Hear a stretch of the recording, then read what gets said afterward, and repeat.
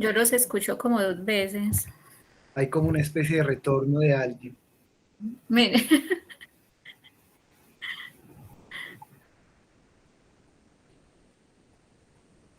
Claro que la sugerencia es que quien no esté usando la palabra, pues que pueda silenciar su micrófono.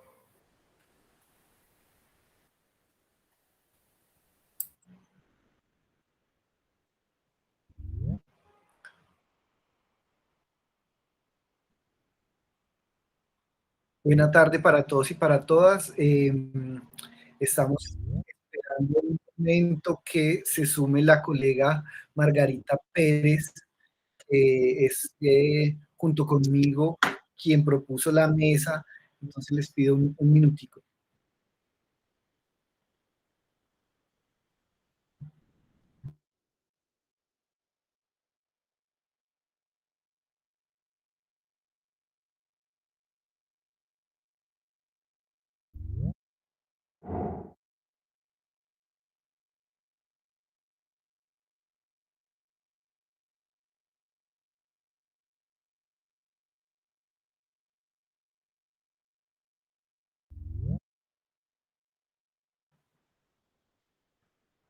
Ahí tenemos un problema de retorno, no sé si de pronto quienes están acá hay alguien que nos apoye técnicamente del Congreso. Andrés, pero no sé si es que de pronto haya otro micrófono que esté abierto.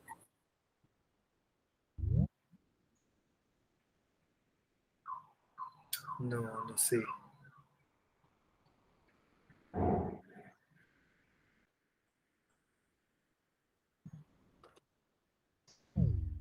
Bueno, puede ser Yo creo que que si lo alguien se cerramos esté todo. puede ser que alguien esté conectado con dos dispositivos.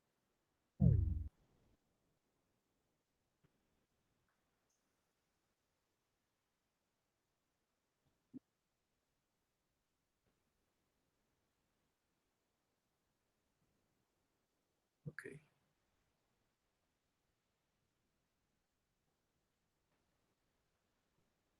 ¿Les parece si iniciamos? Hola, Margarita.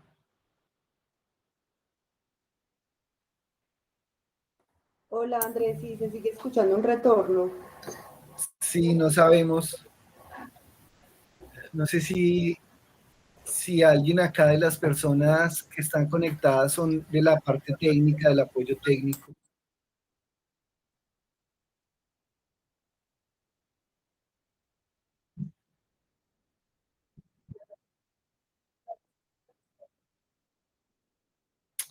Ok, gracias, Judy. Pero ahí ya no se escuchó el retorno.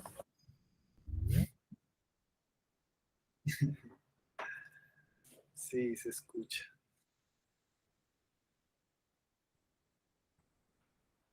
O sea, no se le escuchó a la persona que dijo ya se está solucionando.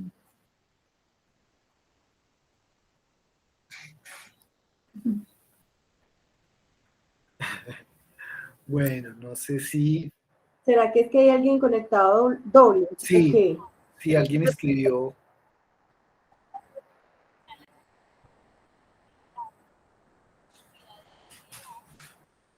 Yo creo que es importante es que todos cerremos los micrófonos y ya.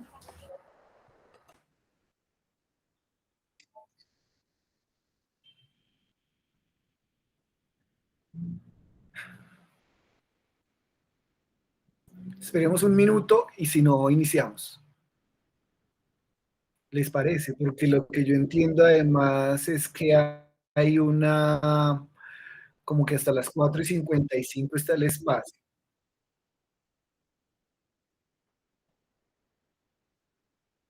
Andrés, pero a mí me parece muy difícil así.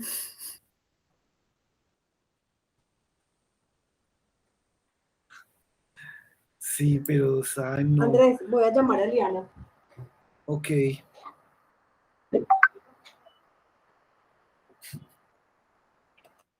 Sí, es un poco desesperante este retorno. Andrés, es que yo siento que el retorno sale de Judy.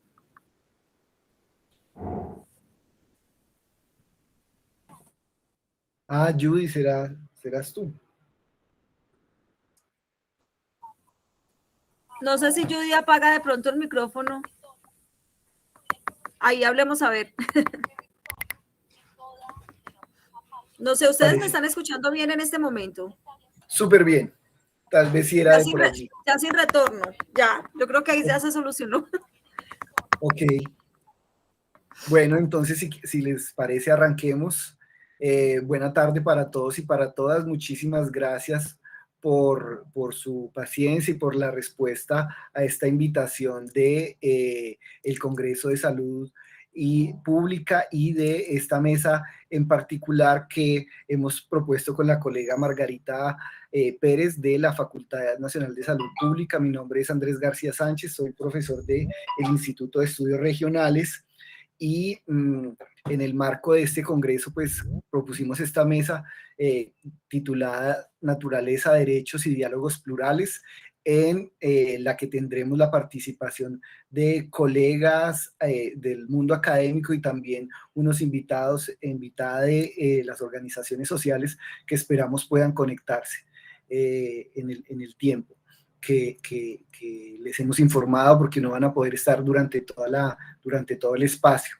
Entonces, vamos a hacer un encuadre de la mesa, Margarita y yo, y luego vamos a dar la palabra para nuestras invitadas y las personas que propusieron sus intervenciones, iniciando con Eneida Puerta, luego con la profesora Gloria Janet Flores, luego vendría la intervención de Isabel Cristina Zuleta, y si se conecta, luego seguiría el padre Sterling Londoño, posteriormente Liliana Mosquera, y no sabemos, no tuvimos comunicación luego con la profesora María Sony Peña, que si está por allí le agradecemos nos informe, y al final tendríamos un espacio de discusión, de preguntas, de conversación entre nosotros y con el público, por supuesto. Esperamos que este espacio esté hacia las 4:55, 5 de la tarde. No estoy seguro de si la plataforma nos saca. Entonces,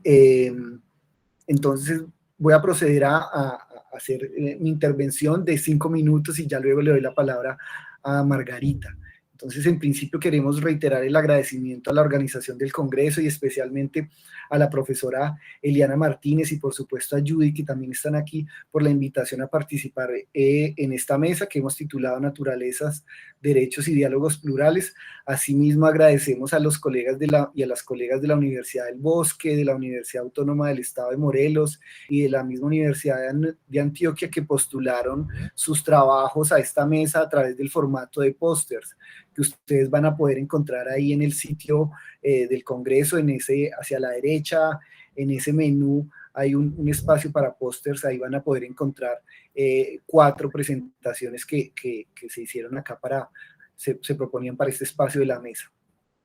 Consideramos que en un evento donde se discuten la salud global, la seguridad humana, los efectos desastrosos y planetarios producidos por la crisis ambiental, así como la construcción de paz, es pertinente aportar reflexiones situadas desde la academia y los movimientos sociales sobre una serie de conflictos socioambientales producidos por las formas de intervención extractiva derivadas tanto de modelos de desarrollo y propuestas de crecimiento económico agenciadas desde el Estado como desde las economías ilícitas que valoran y comprenden la naturaleza y también a los grupos sociales que dependen de ella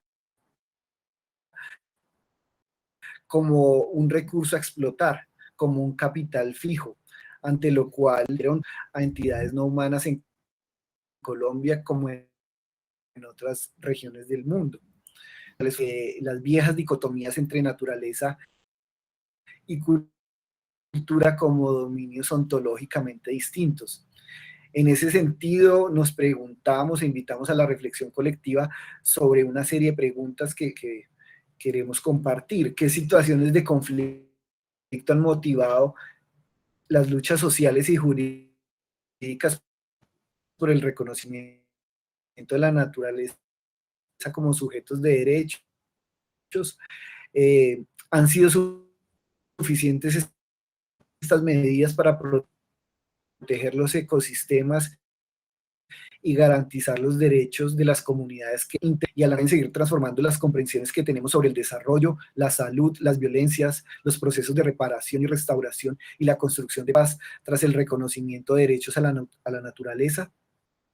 ¿Cuáles son esas posibilidades para la protección y restauración de ríos, por ejemplo? Y por supuesto la protección de las comunidades ribereñas en contextos donde el extractivismo y el conflicto armado no cesan, como en el Atrato, el Cauca o la Amazonía colombiana. Pueden articularse armónicamente los procesos de justicia transicional derivados del acuerdo de paz con la legislación biocéntrica que avanza cada vez más en el país. ¿Qué agendas de futuro podemos tejer conjuntamente para la protección de la vida en distintas expresiones? Tal vez estas preguntas no las podamos resolver del todo, pero las ponemos precisamente para el diálogo.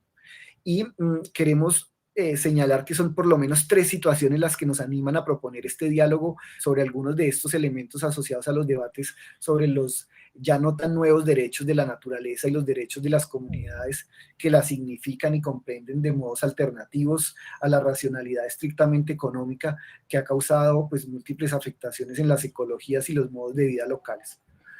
El primero es que desde nuestro quehacer universitario, distintos procesos de investigación y extensión universitaria que hemos adelantado colaborativamente en distintas regiones de Antioquia y en particular del denominado Gran Urabá, es decir, el sur de Córdoba, Urabá y Chocó, especialmente en la cuenca del Atrato, procesos de diálogo y participación ciudadana y colaboración que deseamos seguir tejiendo.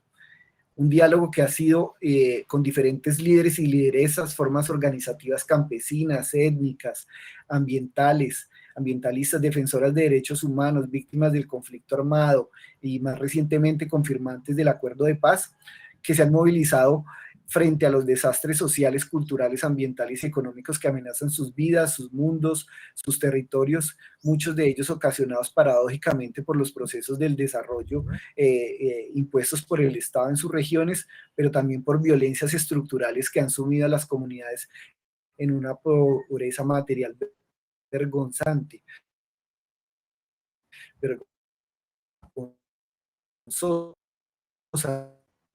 así como por el accionar de grupos armados ilegales de distinto cuño y las economías ilícitas extractivas. Esas respuestas sociales y políticas que no han sido solo de resistencia o de contención frente a esos poderes que buscan negar sus derechos, sino que también son expresiones complejas de cuidado regionales y perspectivas culturales, como aquellas que se expresan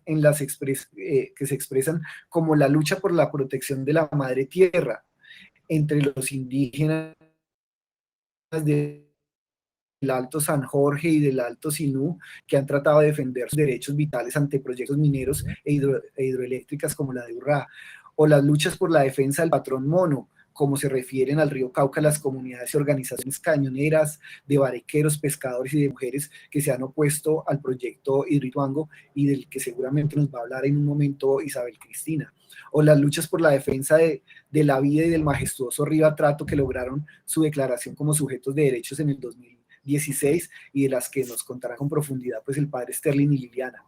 Es decir, nos animan una serie de luchas y de apuestas muy importantes desde los movimientos sociales y desde las organizaciones comunitarias que permiten ese tránsito para pensar los ríos y la naturaleza que pasan de sujetos de dolor a sujetos de derecho. Un segundo elemento, voy a pasar rápidamente allí, es que la Universidad de Antioquia remitió la resolución rectoral 47027 de 2020 para crear una comisión de apoyo y asesoría a la sentencia del Atrato. Y hemos elaborado un documento de hoja de ruta que proyecta el accionar institucional en el corto y en el mediano plazo, que se concibe además para ser compartido y articulado en sus acciones fundamentales con el cuerpo colegiado y comunitario de los guardianes del Atrato y también con las autoridades étnico-territoriales y demás instituciones vinculadas con las órdenes de protección, conservación, mantenimiento y restauración del río y de los derechos de las comunidades ribereñas, en el marco de los derechos bioculturales. Ese es el segundo, digamos, como eje que nos motiva a compartir esta mesa y estas discusiones, y finalmente nos motiva también a entrar en la conversación que sobre estos debates sobre las relaciones entre humanos y no humanos viene proponiendo la academia y los movimientos sociales en Colombia y otras regiones en el mundo. Unos debates ecopolíticos novedosos que buscan dar cuenta de prácticas sociales, de discursos, de conflictos y apuestas por la vida digna y el cuidado de la naturaleza que hace desde distintas formas de comprenderla y de disfrutarla en un mundo que colapsa con mayor velocidad. Entonces, estos son como una pincelada general de lo que nos motiva a proponer esta mesa y el diálogo con ustedes, que ojalá que no se agote pues en este espacio de 2 horas, sino que podamos seguir tejiendo a futuro. Entonces, te doy la palabra, Margarita.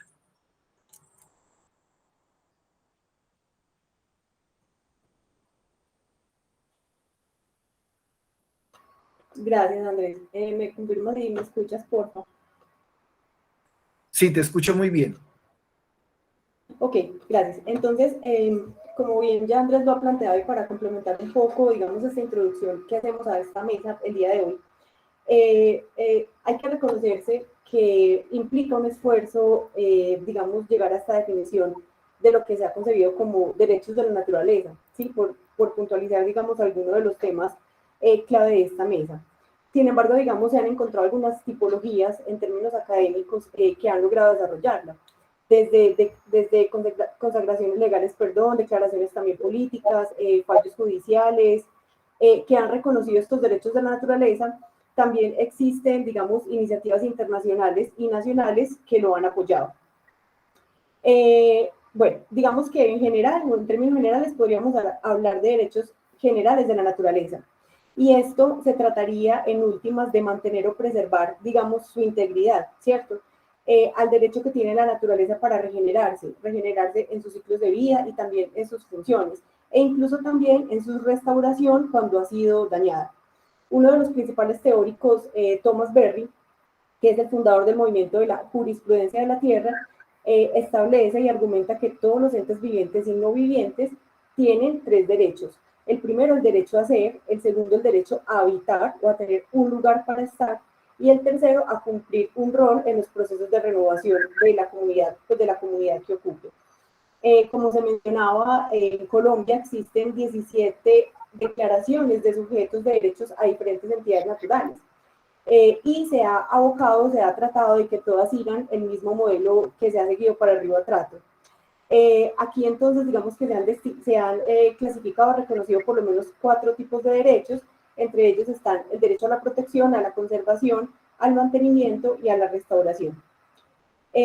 Bueno, digamos que también un poco para complementar este asunto, podría decirse que en Colombia la naturaleza debería ser considerada como un sujeto de derecho por ser víctima del conflicto armado, y también ser sujeto de reparación integral con ocasión de los daños que se le han generado y que se han perpetrado contra ella.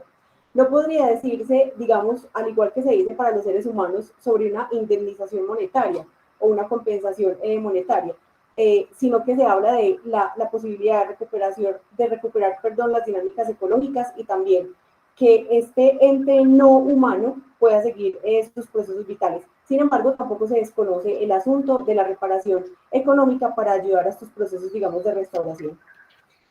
Para finalizar, digamos, esta introducción a esta mesa que hoy lideramos, se reconocen 4 corrientes que abordan como este asunto de los derechos de la naturaleza.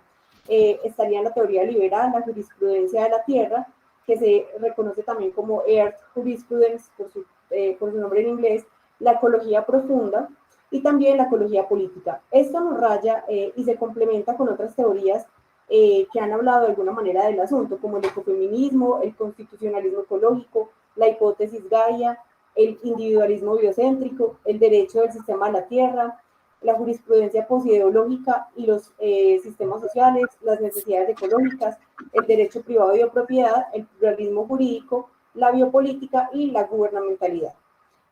Con esto finalizamos entonces la presentación a la mesa. Ya vamos a escuchar entonces a nuestros ponentes. Andrés, adelante.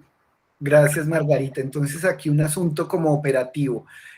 Como habíamos dicho en el inicio, tenemos 10 minutos para cada intervención aproximadamente. Cuando falten 2 minutos, yo les voy a hacer como la seña encendiendo el micrófono, o si no, tal vez les interrumpo con el audio. Y les invitamos a quien tenga preguntas que las pueda ir, digamos, colocando en el chat para que después las vayamos recogiendo y se las hagamos al final en la última ronda. Al final, si digamos, además de las que están en el chat, alguien más quiere intervenir, entonces pues puede levantar la manito y le damos la palabra. Entonces vamos a iniciar con la conferencia Arraigo a la Tierra y Vida Cotidiana, Construcción de Paz Territorial en el contexto de la restitución de tierras de campesinos del municipio de San Carlos, Antioquia, por parte de Neida Puerta, psicóloga, magíster en salud mental, candidata a doctora en ciencias sociales de la Universidad de Antioquia, integrante del grupo de investigación en salud mental de la Facultad Nacional de Salud Pública. Entonces, Neida, tienes 10 minutos para tu presentación. Me confirman si me escuchan y si ven la Te presentación. escuchamos muy bien y ya vemos la presentación. Ok, bueno, entonces, espérenme un segundito, yo pongo el tiempo acá. Bueno, muy buenas tardes para todos. Les presento la ponencia Arraigo a la Tierra y Vida Cotidiana, Construcción de Paz Territorial en el contexto de la restitución de tierras de campesinos del municipio de San Carlos, Antioquia, una ponencia que nace de mi proyecto de tesis de doctorado.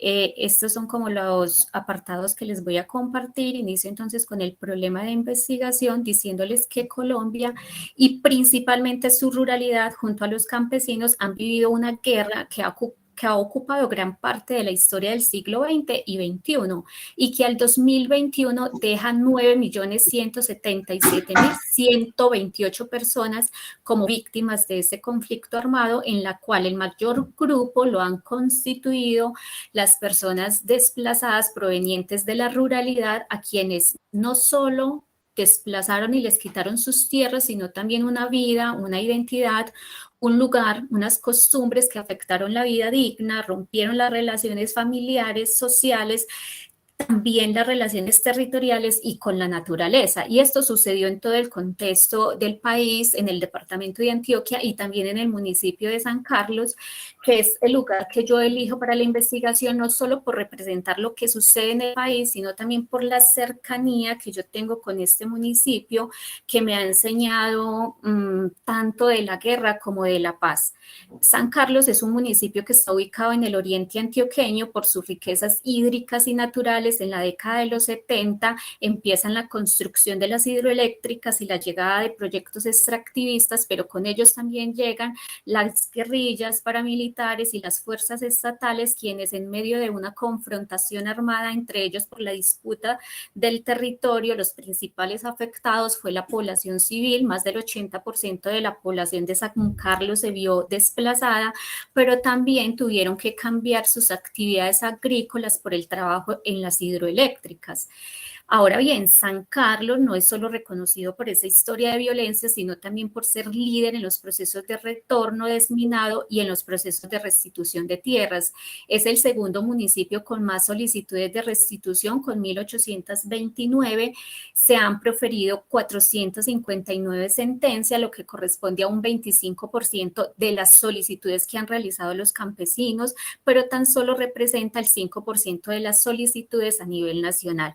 Y en la revisión del estado del arte nos decía que la restitución de tierras hace énfasis en esa reparación de daños materiales o económicos, pero ha desconocido el lugar del arraigo, los vínculos, esas relaciones que los campesinos tejen con la tierra, con la naturaleza, con sus recursos.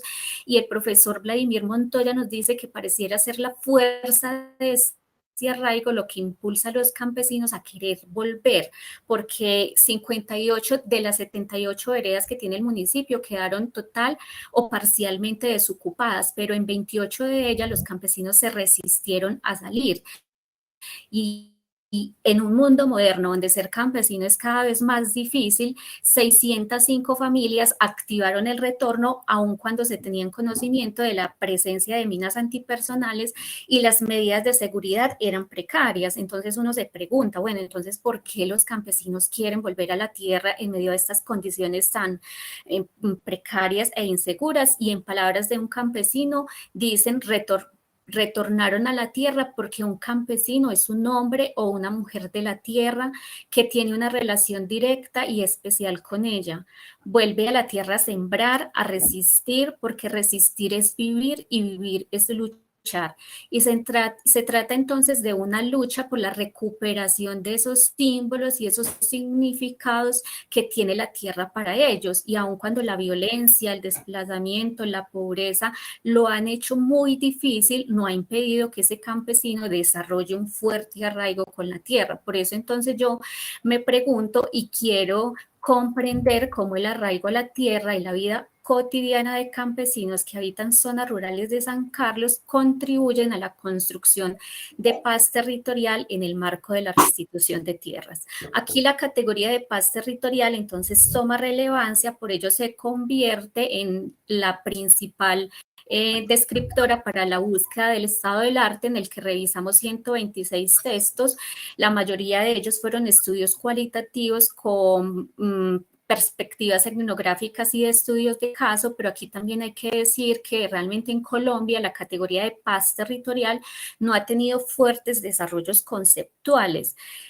Pero autores como Peña, Vladimir Montoya y otros plantean que para estudiar la paz territorial también es necesario comprender las prácticas y los discursos que diferentes actores han tenido en esta construcción. En este sentido, entonces, se reconoce al Estado, a los firmantes de la paz, a las comunidades indígenas, afrodescendientes y campesinas como actores protagonistas en la construcción de paz territorial. Yo me centro entonces en las prácticas de campesinos porque son ellos los sujetos de la investigación que a mí me interesa interactuar con ellos, y los estudios que se han realizado con campesinos se centran en formas de organización agraria y la relación propiamente dicha que estas personas han tejido con la tierra. Se reconocen allí entonces la fiesta, el convite, las tertulias, la economía solidaria, la soberanía alimentaria y la autogestión comunitaria como prácticas a favor de la paz territorial. Pero también esa revisión del estado del arte me ayuda a comprender un poco el marco conceptual de la investigación, en la que principalmente va a estar orientada bajo los postulados de las teorías críticas latinoamericanas y las epistemologías del sur. Aquí también la ecología política, y estas propuestas permiten también integrar otras teorías reconocidas mundialmente, como es el campo de los estudios de la paz, donde entonces aparecen el enfoque de paz negativa, paz positiva, paz imperfecta y paz transformadora, y finalmente la paz territorial, que empieza realmente a ser muy reciente, nombrada pues como en el mundo de la academia, y esto también implica entender esa perspectiva teórica de paz liberal y la perspectiva crítica, mediante las cuales también se reconoce la paz territorial y se le da voces principalmente a los que históricamente han sido vulnerados, excluidos y marginalizados. Y todo esto lo realizo entonces bajo un paradigma interpretativo crítico, en el cual se incluyen metodologías cualitativas, participativas, pero también la narrativa como una forma también de dar cuenta de esa construcción de paz, bajo un enfoque etnográfico que me posibilita el acercamiento a la vida cotidiana de esos campesinos, pero también a sus múltiples sentidos y experiencias que le están dando a estos procesos de construcción de paz y a esa relación que ellos han tejido con la tierra. Yo entonces parto de la revisión de 280 sentencias, que son las que están públicas pues para el municipio. A partir de ahí empiezo a constituir una base de datos y con ella acercarme principalmente a campesinos y campesinas que habitan las veredas en las cuales se han llevado, digamos que todo este proceso se fundamenta y también está atravesado por todas las consideraciones éticas, donde más allá de lo que dice la normativa, que es lo que ustedes están viendo ahí en pantalla, a mí me atraviesa una pregunta, y es que me lleva a pensarme yo de dónde vengo. Y eso conecta directamente con mi propia trayectoria de vida. Para mí es difícil hablar de estos temas sin conectarme con mi propia historia. Yo finalmente entonces tengo para decirles que soy hija del campo, soy hija de campesinos y desde allí siento un compromiso más allá de ser estudiante, de ser ciudadana y cómo puedo contribuir también a la construcción de paz, pero eso me implica un proceso de reflexividad constante que me lleva a cuidarme, a ocuparme de mí, pero también a cuidar de quienes están participando de esta investigación. Entonces, dicho todo esto, quiero presentarles 4 resultados preliminares que yo ya he venido pues como recolectando, entre ellos decirles que de esas 280 sentencias que yo he leído, con ellas se han, digamos, llevado a cabo 334 procesos de restitución o formalización, porque no es solamente la restitución de la tierra, sino que lo que me he dado cuenta, que eso tampoco es desconocido para ustedes, es que hay una grande informalización en la tenencia de la tierra. Hay personas que la habitan, pero no son dueñas oficiales de ella, entonces esto les hace perder su soberanía y su autonomía. Y también encontraba yo que los procesos de restitución en este momento se están llevando a cabo principalmente por hombres, pero cuando son las mujeres quienes lo lideran es porque su pareja fue desaparecida o asesinada durante esos hechos victimizantes o durante el mismo proceso. Entonces la mujer se abandera de ellos, pero también encuentro aquí como una paradoja y es el cuidado de la tierra versus el cuidado de los hijos, y esto tiene que ser leído bajo un enfoque de género. Lo segundo que yo encuentro es que desde la perspectiva de las personas mayores, la tierra aporta la construcción de paz, sí y solo si sobre ella se puede decidir. Si sobre la tierra se puede decidir, si ella genera alimentos y si ella genera también trabajo. Y las nuevas generaciones perciben que el campo y la tierra no le brindan las posibilidades para el despliegue de la vida digna, para cumplir sus sueños y para tener una vida valiosa, pero paradójicamente también son en esa... Para recuperar las tierras se convierte en un imperativo ciudadano y ético para las personas, sobre todo jóvenes, y por eso estos procesos están siendo liderados por juventudes. Y Eneida, te finalmente, queda un minuto, perdona. listo, gracias. Y finalmente, hay que darle un lugar importante a la ecología política en la construcción de paz territorial, y en este sentido implica pensar la paz con un sentido plural donde se ponga por encima de todo la vida. Y la paz entonces pasa a concebirse como un bien común, así como los ríos, los océanos, el aire, que bien lo plantea el grupo de Aviala, un grupo de estudio del Consejo Latinoamericano de Ciencias Sociales, y a partir de toda esta revisión, y ya con esto termino, tengo una propuesta para comprender lo que es la paz territorial, y dice entonces que es un proceso de construcción constante y en tensión que incluye el reconocimiento de múltiples voces y experiencias que se complementan e interpelan entre sí. Esta se configura en escenarios cotidianos que garanticen el despliegue de acciones a favor de la justicia social, la vida digna y valiosa. Se trata entonces de una paz con sentido plural, colectivo y pensada para el bien común, cuya prioridad es el cuidado y la defensa de la vida en su pluriversidad, donde se concretan las relaciones y se posibilita la expansión del ser. Muchas gracias y estaré atenta a los comentarios y preguntas al final. Gracias, Eneida, a ti. Seguramente aquí al final podemos volver a la conversa sobre varios de los puntos que mencionaste. Vamos a hacer un pequeño ajuste en la programación y le pedimos el favor a la profesora Gloria Janet que escuchemos primero la intervención de Isabel Cristina Zuleta, ambientalista popular y feminista comunitaria del Movimiento por el Agua y la Vida y del Movimiento Ríos Vivos. Isabel, buenas tardes, muchísimas gracias por aceptar nuestra invitación. Sabemos que tienes una agenda apretada, entonces tienes 10 minutos para tu intervención.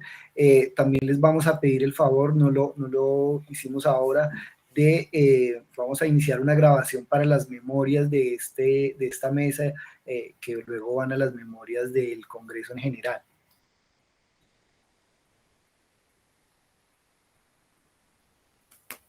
Ok, bueno, se pasó algo acá con la grabación. Isabel, ¿estás por allí?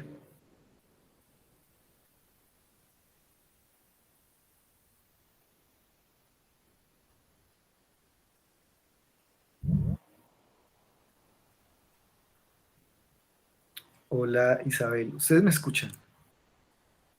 Sí. Esperemos un segundito. Ella me dice que ya está conectada.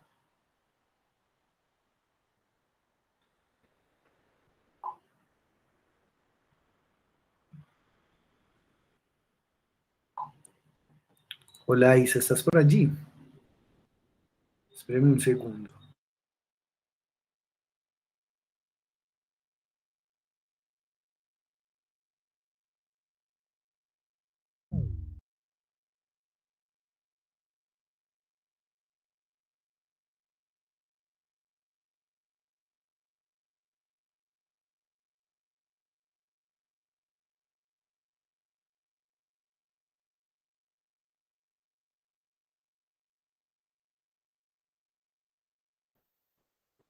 Bueno, una falla técnica aquí de último momento está dificultando que ella se conecte. Esperemos un momento.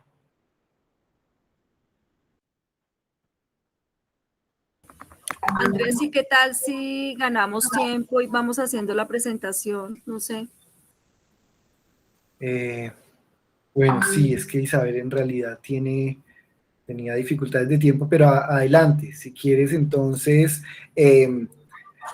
vamos a escuchar la conferencia Valoración Integral de Servicios Ecosistémicos, en palabra de la profesora Gloria Llanos Flores, doctora en Desarrollo Sostenible, magíster en Desarrollo Sostenible y Medio Ambiente, docente e investigadora de la Universidad Católica de Manizales y de la Universidad también de Manizales. Adelante, profesora, entonces tiene 10 minutos para su intervención. ¿Están viendo mi presentación? Sí. Ok, gracias. Bueno, pues esta es una experiencia que queremos comentarles, que queremos contarles, y más que el proceso de valoración, queremos hacer la difusión de los procesos que venimos desarrollando en las relaciones hombre-naturaleza en el contexto de la conservación de humedales altoandinos. Digamos que allí hemos trabajado con comunidades para entender un poco cuáles son esas percepciones frente a la conservación, especialmente de estos ecosistemas. Partimos hace 10 años aproximadamente para entender un poco cómo la gente se concebía dentro del ecosistema y cuál creía que era su rol dentro de este ecosistema de humedales, especialmente pues tratándose de un ecosistema que es altamente frágil, que se encuentra además en zona de páramo.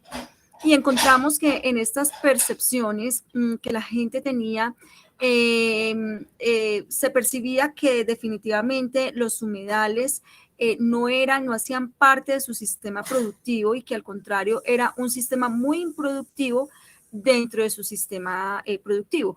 Esto quería decir que el humedal no les servía, sentían que el humedal no les aportaba de una manera significativa y que por el contrario, pues tenían dificultades para poder establecer sus cultivos y de hecho por eso se establecían zanjas y diferentes actividades para poder secar el humedal como tal. Entonces, cuando entendemos esta percepción que tienen las comunidades, podemos de una manera mucho más fácil entrar a hacer procesos de educación ambiental y de sensibilización, pues que permitan que sean un poco más efectivos. En este sentido, una vez conocidas esas relaciones, esas interacciones que habían entre la comunidad con la naturaleza, pues pudimos abordar diferentes estrategias y diferentes lineamientos para poder trabajar procesos de conservación. Se hizo un trabajo de ese análisis social utilizando diferentes metodologías, herramientas, donde utilizamos, por ejemplo, mapas parlantes para poder entender un poco esta concepción y esta relación del hombre-naturaleza, pero también entender un poco cuáles eran los servicios ecosistémicos que habían o que prestaban los humedales de esta parte alta de la cuenca del río Chinchiná. Como les digo, es una zona de páramo y allí lo que se pretendía era un poco que la gente conociera ellos mismos cuáles y que saliera de ellos mismos cuáles son esos beneficios que recibían del ecosistema y cómo también podían aportar a la conservación de ese ecosistema. Indiscutiblemente es necesario que estas construcciones se hagan de una manera participativa y en este sentido se trabajó un proceso de zonificación de los humedales, teniendo en cuenta la visión presente que se tenía del territorio con la visión futura y esto cómo estaba frente a la normatividad ambiental. Hemos trabajado con comunidad infantil, con comunidad juvenil, pero también hemos trabajado con la comunidad adulta. Dentro de los servicios ecosistémicos que hemos identificado en esta zona, hablamos de ese potencial turístico y florístico asociado a los humedales, donde se ha tenido una participación de la comunidad identificando esos saberes tradicionales que las comunidades tienen, especialmente estas plantas medicinales. Y a partir de esta construcción y esta identificación de los servicios ecosistémicos, pues se pudo hacer una determinación del uso de unos lineamientos de uso y conservación de los humedales, haciendo una recopilación, desde luego, primero de información secundaria, luego pues incluyendo, digamos, algunas estrategias que también se han incluido en ecosistemas similares, y además de esto pues se hizo un planteamiento, un esquema de pago por servicios ambientales, una aproximación. En esta determinación de lineamientos de uso y conservación de humedales, se determinó que es indispensable la incorporación de la comunidad dentro del proceso conservacionista, que sea de una manera participativa y activa, que haya un reconocimiento de los servicios ecosistémicos desde los saberes tradicionales, que haya un reconocimiento participativo y un reordenamiento del uso de los suelos, pero que también se puedan determinar o definir algunos esquemas de incentivos a la conservación. Hemos trabajado también con dinámica de sistemas para entender estas interacciones y cómo, digamos, algunas variables climáticas y antropogénicas han influido en estos humedales, donde hemos determinado algunas variables importantes y revisado cómo todos estos aspectos juegan, digamos, un papel importante cuando se trata de saber, digamos, exactamente cómo es esta interrelación y cómo esto se puede convertir en procesos que sirvan para la política pública. Acá pues tenemos un escenario de un área no intervenida, de cómo juega, digamos, a partir de esa dinámica de sistemas. También hemos determinado índices de calidad ambiental para humedales altoandinos, que incluya pues características ambientales y sociales determinantes en esa sostenibilidad del ecosistema, donde se han identificado variables relacionadas tanto con el suelo, con el agua, con la biodiversidad, con la fragmentación. Siempre los procesos de antropización son sumamente importantes para poder entender estas dinámicas de estos ecosistemas. Y en esta construcción se hizo la construcción de un índice de calidad para poder determinar cómo estaban algunos humedales, teniendo en cuenta esas diferentes variables. Pero desde luego que también, digamos, unido a esta parte social, pues se ha realizado un análisis de la evolución que han tenido estos humedales y su relación con la dinámica del ecosistema, cómo han sido los procesos de fragmentación de los bosques versus los procesos de deterioro del humedal, cómo han ido decreciendo y cómo está esta relación absolutamente directa. Acá estamos mostrando un poco cómo fue el cálculo del índice de estado de conservación, donde se pudo determinar que había unas zonas en estado crítico, otras en estado aceptable, otras en estado adecuado, un estado óptimo. Y nosotros decimos que, pues digamos que parece que el futuro está llegando tan rápido que no nos está dando tiempo de reaccionar ante todos estos problemas ambientales que se están surgiendo, causados tanto por aspectos naturales como por aspectos antrópicos, pero sin embargo, pues es importante que podamos utilizar algunas tecnologías adecuadas para la conservación y allí pues habría una mayor posibilidad de intervención. Con esto culmino mi presentación. Muchas gracias. Muchas gracias, Gloria, por la intervención. Esperemos poder seguir conversando en un momento. Parece que estamos teniendo problemas con Isabel y su ingreso a la plataforma. Isabel, ¿ya estás por acá? Parece que no, entonces podremos seguir mientras intentamos solucionar este asunto. Le vamos a dar la palabra. El padre Sterling tampoco está por acá, ¿cierto, padre? No ha llegado. Entonces le vamos a dar la palabra a Liliana Mosquera, quien es ecóloga de la Universidad Javeriana, magíster en Desarrollo Rural Internacional, que ha trabajado durante varios años en el Instituto Alexander von Humboldt en temas relacionados con el uso directo de la biodiversidad, la integración de sistemas de conocimiento y los servicios ecosistémicos. Actualmente es investigadora doctoral en el grupo de hidrología y sociedad de la Universidad Utrecht y el Departamento de Geografía de la Universidad de Humboldt en Alemania, en Berlín. Y con su intervención titulada El río a trato como sujeto de derechos, cambios en las formas de diálogo y concertación de un proceso. Liliana, muchas gracias por participar. Adelante. Muchas gracias. Muy bien, ¿Me y vemos bien? su presentación también. ¿La están viendo en pantalla completa? No sé. Tal vez tienes que todavía darle en el icono para que se proyecte. No, ya la puse.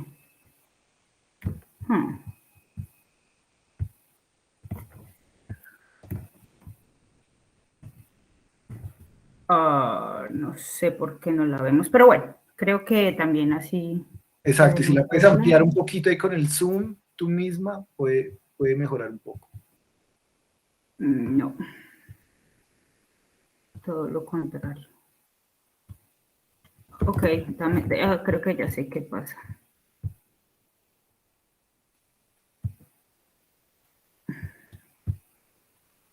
Ahora sí, debería estar.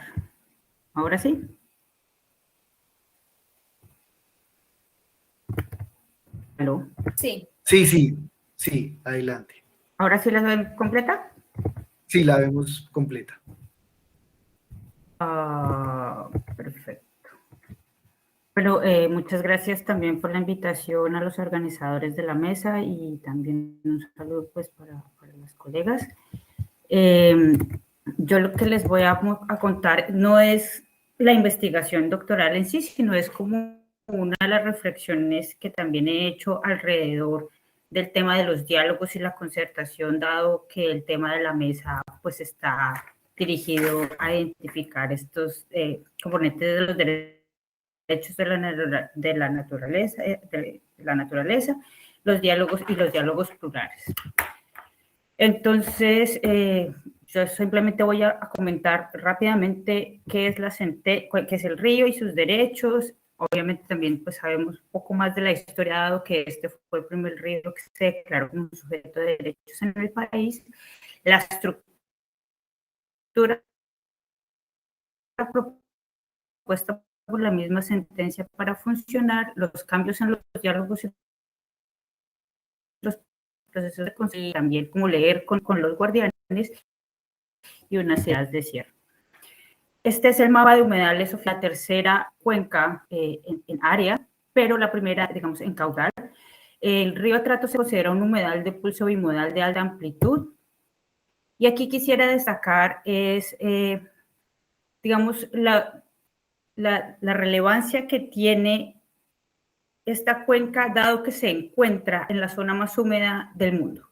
Y eso nos lleva a pensar que la gestión del agua y la gestión de la biodiversidad y sus servicios ecosistémicos, así como los procesos que se desarrollen, los procesos sociales que se desarrollen, tienen que tener esta connotación de qué es gestionar el agua en un mundo de agua. También es importante destacar, y como me llamó la atención lo que dijo Eneida, y es la propiedad de la tierra. La propiedad de la tierra para el caso de la cuenca del río Atrato está en manos de las comunidades étnicas y rurales, de las comunidades étnicas, principalmente comunidades afro y de comunidades indígenas, Como podemos ver en este mapa, todos los rojos son resguardos indígenas y los azules son consejos comunitarios de comunidades negras. En el nacimiento vemos, por ejemplo, en el municipio del Carmen de Atrato, algo también ya a las salidas como Unguía, Turbo, alguna propiedad individual de la tierra, pero también aquí tenemos traslape con áreas protegidas. ¿Qué hace que se dé este proceso de las comunidades y las comunidades rurales, sus organizaciones, a demandar al país, literalmente, qué es lo que está pasando con el río? Entonces encontramos que los conflictos socioambientales están principalmente, digamos, presentados en la sentencia bajo dos grandes conflictos, que el primero es la minería ilegal o la minería en rasgos generales, dado que lo que se ha visto en los últimos 20, 25 años es un aumento de la minería y la entrada de maquinaria pesada como los dragones para la extracción de esta. Pero también encontramos que otro de los conflictos ambientales relacionados con este proceso es la deforestación, sobre todo en la parte media-baja de la cuenca. Entonces, estos digamos que son los dos grandes factores que llevan a esa demanda, pero no son los únicos. Y dado que estamos hablando en un congreso de salud, las razones también en las que se fundamenta la demanda es que ya está afectando directamente a los humanos. Hay niños que están naciendo con algunas limitaciones y todo esto es debido a la contaminación por mercurio de la cadena de alimentación en los humanos. Entonces, algunos saben que es el primer río que se conoce como una entidad sujeta de derechos y lo que hace es nombrar, siguiendo otros modelos también, una comisión de guardianes del río. Pero, ¿cuáles son estos derechos del río? Y como lo mencionaban ustedes en la presentación, estos se concentran en la conservación, mantenimiento, protección y cuando sea necesario en procesos de restauración para estos componentes de la naturaleza, en este caso para el río Atrato. La propuesta inicial elige un representante del gobierno nacional y uno de las comunidades accionantes. Y ahí empezamos a ver cómo estos diálogos comienzan a que la demanda la hacen varias organizaciones sociales y por esto deciden que no solamente puede haber un representante de las comunidades y un representante del Estado como guardianes, sino que deben haber uno por lo menos por cada organización participante.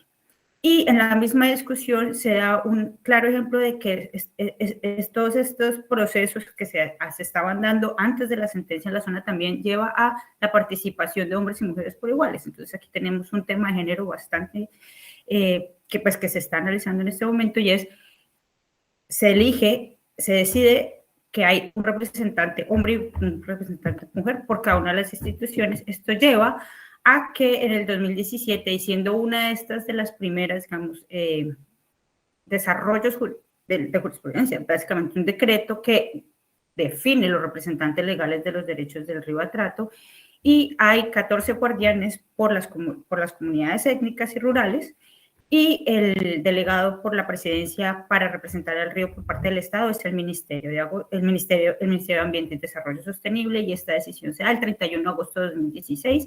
Esto lleva a que este proceso solamente llevó desde abril hasta agosto, dado que aunque la Corte Constitucional legaliza la sentencia en 2016, digamos, se presenta a los demandados como tal y a la sociedad en general en abril de 2017. Cuando hablamos de diálogos y concertación, entonces es entre quienes, ya lo había dicho, pero es importante recordar que estamos hablando de una de las regiones pues, con una participación multicultural muy grande en el país. Tenemos comunidades afro, consejos comunitarios, resguardos indígenas y también organizaciones de comunidades campesinas. Y la sentencia presenta una estructura para dar cumplimiento a estas órdenes.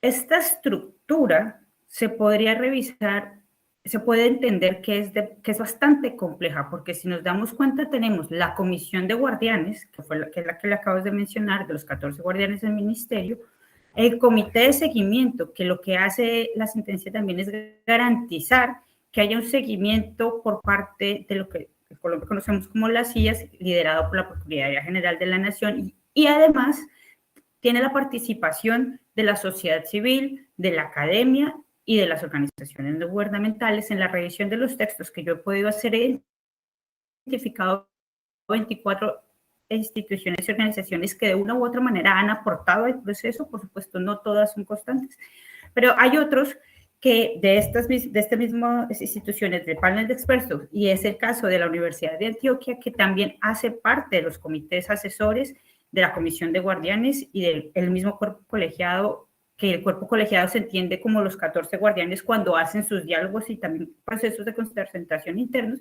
y también son asesores para el Estado. Lo que vemos aquí es cómo se complejiza por la estructura propuesta el mismo diálogo y por ende cómo se están llegando a los procesos de concertación.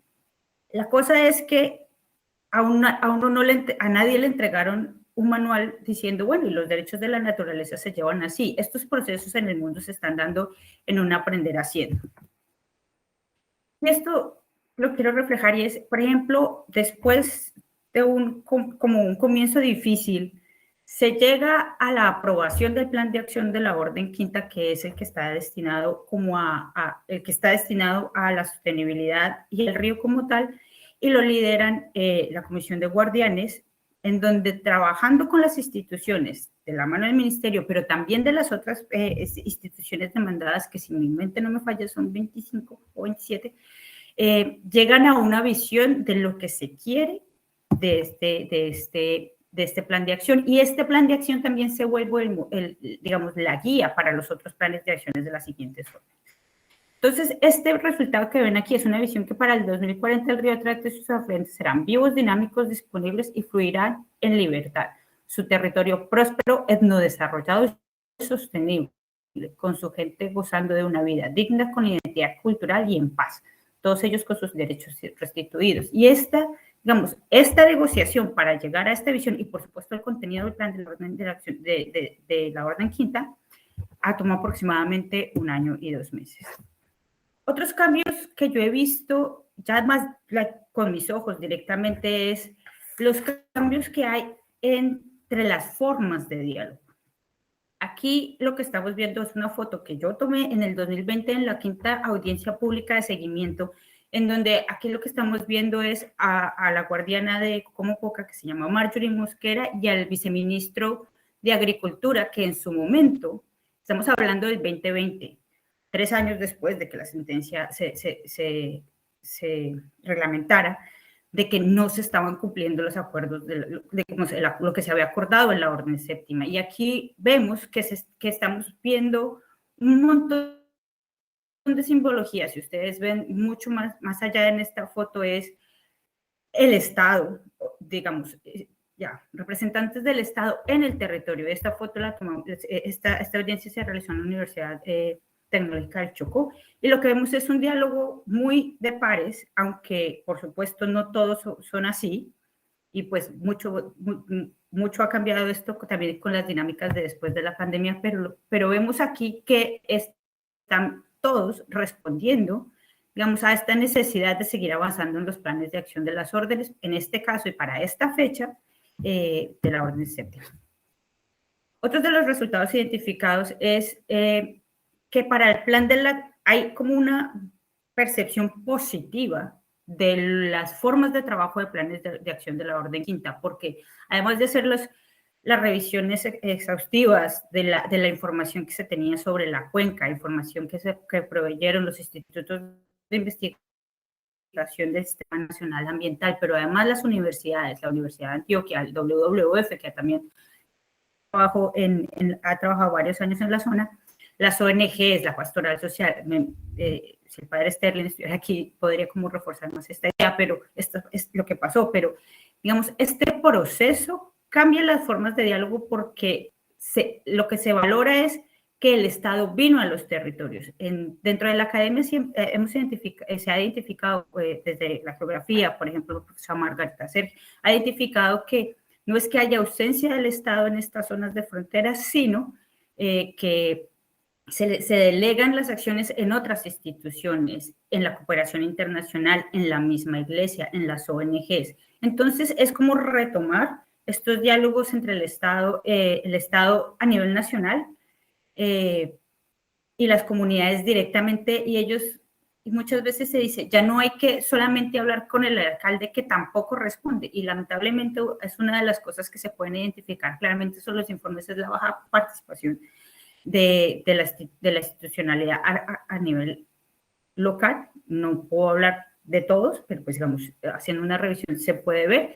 Y también hay que entender que estos procesos, los tiempos no son los mismos de un proceso que lleva el Estado, que tiene que cumplir unas reglas, con los procesos de concertación que necesitan las comunidades. Estamos hablando que los guardianes representan unas organizaciones, pero esas organizaciones a su vez le responden a los consejos comunitarios, a los resguardos indígenas y a las organizaciones campesinas de la parte alta. Entonces los tiempos no son los mismos, y la sentencia mucha gente la critica porque pareciera que no avanza, pero tener estos niveles de concertación es algo que dentro de los varios procesos que conozco a lo largo del país, pues digamos, llama la atención de que nos estemos tomando 1 año y 2 meses para esta orden, y pasó algo muy parecido, y está pasando algo muy parecido con el plan de acción de la orden séptima, en donde los tiempos no, o sea, no estamos trabajando bajo los tiempos del proyecto, los tiempos de intervención, sino bajo la creación de esas dinámicas de diálogo. Y algo que quiero destacar, no es lo mismo la articulación que la concertación entre las instituciones. Y esto es algo que he visto mucho referenciado, sobre todo en los documentos más jurisprudenciales, como los decretos, y se invita a la articulación institucional, pero aún así se sigue viendo trabas, pero esto es otro tipo de diálogos, porque los diálogos se están dando a diferentes niveles y a diferentes escalas, con todos estos actores de los que hacen parte, que son bastantes. Otro de los resultados que he podido identificar son las formas de diálogo, y una cosa que ha sido muy interesante es que la misma documentación del proceso de la sentencia entre las partes, en cómo se está construyendo los informes, uno va a revisar el primer informe de seguimiento, uno revisa el último, y también tienen una evolución muy distinta, pero esto hace que haya una forma clara de poder identificar cómo se están dando estos diálogos. El proceso, después de 4.5 años que llevamos hasta el momento, está llegando ya a niveles de recomendaciones. Por supuesto, nos faltan muchos otros elementos. Ahí se identifica cuáles son los vacíos. Hay necesidad de mejorar los diálogos entre las mismas partes de la estructura. Pero esto no quiere decir que no se estén materializando, porque los procesos que se han llevado hasta el momento lo que están llevando es a unos acuerdos de cuáles son estos planes de acción específicamente. Por supuesto, hay otras órdenes que no pueden tener los mismos niveles de participación debido a que tratan temas muy específicos, como es de la orden sexta, pero pues no me quiero extender aquí para explicarlo. Y otra cosa de las que puedo identificar es que se dialoga sin intermediarios, es desde las organizaciones sociales, desde las organizaciones de comunidades negras indígenas y desde las organizaciones campesinas con las instituciones. Y esto hace que también el proceso, digamos, esté llevando otros tonos y otras formas de trabajo. Por supuesto, falta diálogo, de lo que les decía ahora, entre las diferentes partes de la estructura. Y esto, digamos, también se puede identificar dentro de la documentación, pero no solo en eso, sino que yo he hecho parte, y ha sido como parte de investigaciones como acción participante, de observación directa, de estar ahí, entre la Comisión de Guardianes, el Comité de Seguimiento y el panel de expertos. Disculpen.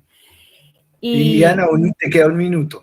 Y creo que algo me faltó, pero muchas gracias por su atención. Disculpen por hablar tan rápido y ya, menos mal, ya terminó mi presentación. Ok, muchas gracias, Liliana.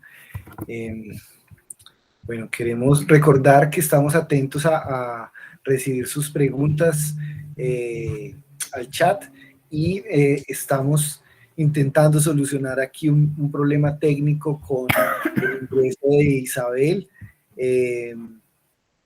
Denos un segundito a ver si lo consigue para poderle escuchar a ella, o si no, le daría la palabra a Margarita, que va a hacer la moderación de este último momento de intercambio de preguntas.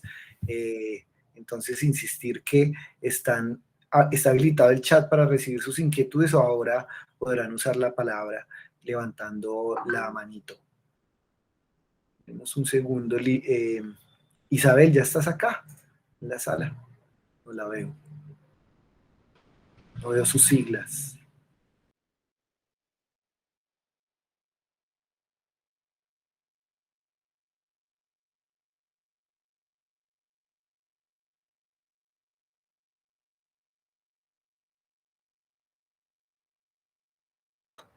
No, Andrés, yo tampoco la veo conectada. Bueno, es una pena esta jugada aquí como de la tecnología. Hubo una dificultad con ella y su ingreso. Entonces, te doy la palabra, Margarita.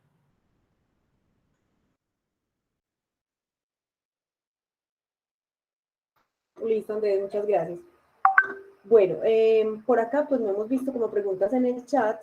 No sé si alguien se anime como a hacer alguna pregunta, a solicitar la palabra y hacer la pregunta directamente a alguno de los participantes. Este sería como el momento para hacerlo. Bueno, si se van animando, Liliana. Dale. No, yo pues tengo algunas preguntas para las colegas y primero pedirles disculpas. Creo que me acabo de dar cuenta que hice la presentación con la cámara off. Disculpen, estaba mirando la presentación en su momento, me disculpo, pero yo quería preguntarle a la profesora Gloria en este proceso, digamos, en su momento yo también trabajé como en los equipos que empezaron, sino que hablábamos de la valoración integral de los servicios ecosistemas. En su momento yo trabajé en el instituto varios años y siempre una de las cosas que es bastante complicado de a veces hacer los enlaces o los puentes es entre toda la información ecosistémica como tal y estas valoraciones que hicieron con las comunidades. ¿Cuánto tiempo les llevó hacer esta primera parte que en tu presentación me pareció como súper interesante, de cuando comienzan a ver el humedal como algo que no es tan positivo, pero qué otro tipo de servicios ecosistémicos percibe la gente? Porque en ejercicios que hemos hecho de los 30 y pico que son, la gente identifica 14, 15. Entonces, ¿cuál fue como la pedagogía también, las formas de poder mostrar estas otras cantidades de servicios ecosistémicos que prestan los humedales? Sí, pues mira, realmente no es un proceso fácil, especialmente por lo que les comentaba. El sistema productivo para ellos pues es lo fundamental, ¿cierto? Y el humedal definitivamente no les ayuda a su sistema productivo. Entonces, digamos que fue un proceso de acompañamiento con la comunidad, donde hicimos algunos talleres para poder identificar con ellos qué podían recibir del humedal. Uno de los aspectos que más, digamos, la comunidad reconoce es el tema de la regulación hídrica, pues desde luego, en la medida en que ellos ven, no, es que eso se sigue encharcando, es que el humedal sigue, por más que tratamos de secarlo. Entonces ya con esa explicación de que ese puede ser un proceso de regulación del humedal, de que constantemente me puede estar dando agua, con eso digamos que fuimos entrándole a la comunidad. Pero mira, también vimos que la gente reconoce en el humedal otro tipo de servicios como como la belleza escénica, ¿cierto? Reconocen que es un sitio bonito, que a la gente le gusta ir, que a ellos les gusta ver su paisaje, que tiene un valor cultural porque de pronto en algún momento hacían rituales alrededor de los humedales. Entonces allí con ellos empezamos como a identificar un poco como ese sentido, pero muy desde la percepción que ellos tenían. Identificamos servicios de regulación, de aprovisionamiento, y servicios pues, culturales y de recreación, fueron los que identificamos. Nosotros hemos hecho varios ensayos cuando trabajamos en términos de valoración, más ahorita que hablamos de valoración integral o valoración plural, pues queremos integrar muchos elementos, ya no solamente el tema económico o ya digamos solamente el tema de la disponibilidad a pagar, sino que ya queremos integrar otro tipo de aspectos mucho más sociales, mucho más desde la valoración ecológica también de ese ecosistema. Entonces, sí hemos venido como realizando diferentes ejercicios de valoración. Hoy en la presentación de pronto no mostré tanto el proceso de valoración, sino que quería dar a conocer un poco cómo ha sido el proceso de entender esa relación hombre-naturaleza, pero sí, claro que con mucho gusto podríamos interactuar de pronto en otros escenarios para hablar de esos ensayos que hemos hecho, de esas aproximaciones a los procesos de valoración. Hemos trabajado valoración económica, valoración social y ahora pues estamos en el tema de la valoración plural. Muchas gracias por tu pregunta.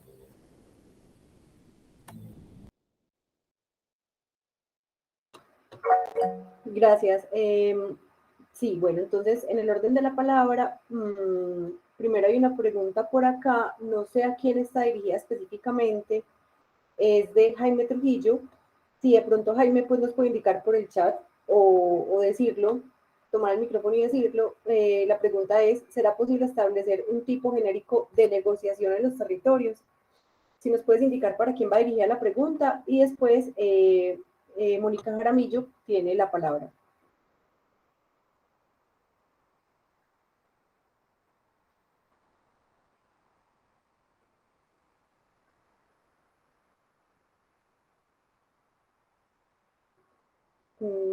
Jaime, sí, Jaime está conectado. Jaime, ¿podrías indicarnos para quién la pregunta? ¿O es en general? Para todo, pues para nuestras ponentes.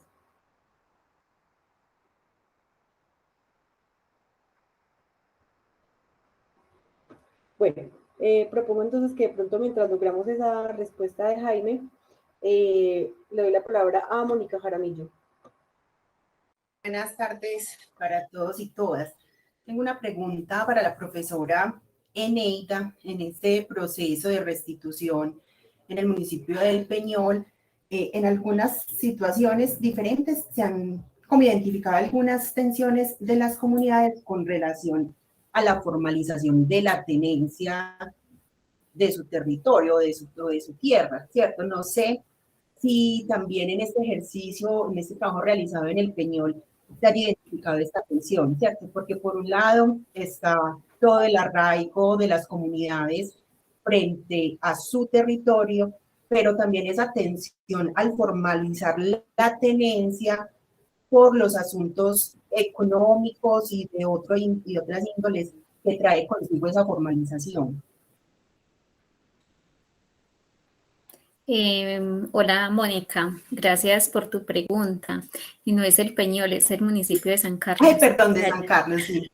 Por allá en el oriente, pero diferentes.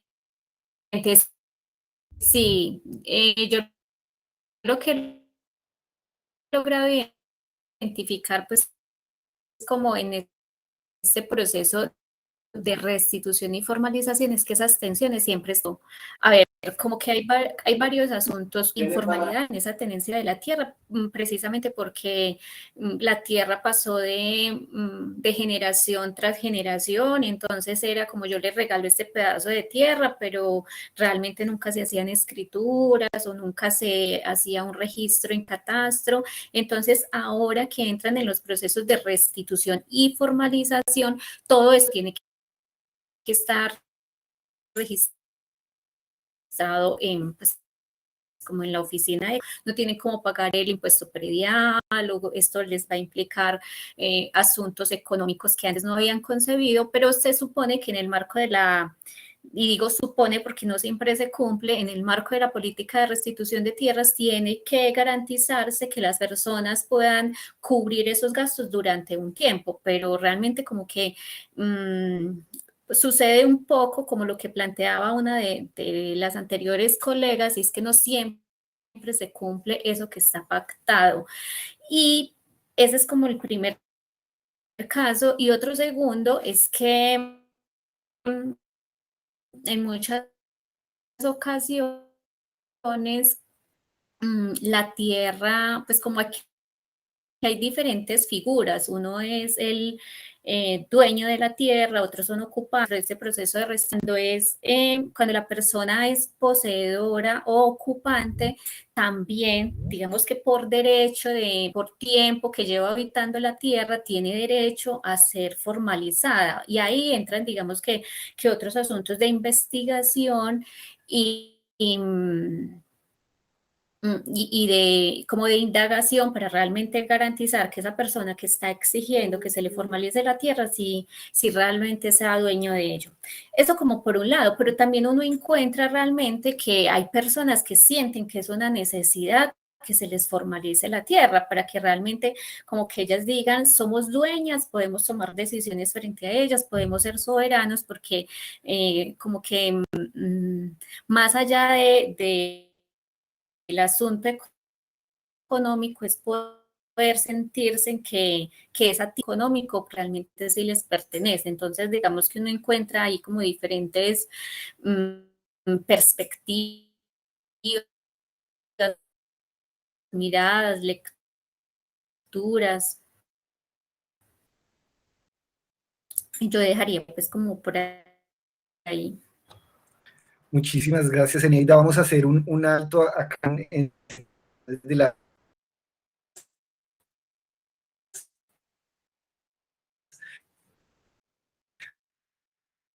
las preguntas y del intercambio para a Isabel Zuleta, que ya logramos solucionar estos problemas técnicos. Isabel, acabamos de escuchar a Eneida, que había hecho una intervención alrededor del tema de arraigo a la tierra y vida cotidiana en San Carlos. También escuchamos a la profesora Gloria Servicios Ecosistémicos en el río Chinchiná y habíamos escuchado también a Lilia Mosquera con una reflexión alrededor del tema de la sentencia de la trata alrededor de este caso. Entonces te damos la palabra, tenemos hasta 10 minutos. Isabel Cristina Zuleta, del Movimiento por el Agua y la Vida y del Movimiento Ríos Vivos. Sabemos que estás en otras actividades allí, Isabel, por eso, bueno, te agradecemos tu participación. Adelante. Bueno, muchas gracias por esperar. Realmente había que bajar una aplicación, bueno, no, lo intenté, qué pena tanta demora. Discusiones que estamos dando al interior de los procesos sociales, qué oportuno que se esté dando en el marco de un seminario tan importante y que haya otras experiencias. Para nosotros ha sido muy diciente que la sentencia del río Cauca no la ha promovido a través de los procesos judiciales, sobre todo porque el movimiento Ríos Vivos templó en ningún momento dentro de su estrategia la posibilidad de buscar. Y yo quiero contarles un poco por qué. Porque antes no lo veíamos como una opción y ahora lo que vemos es que es una amenaza.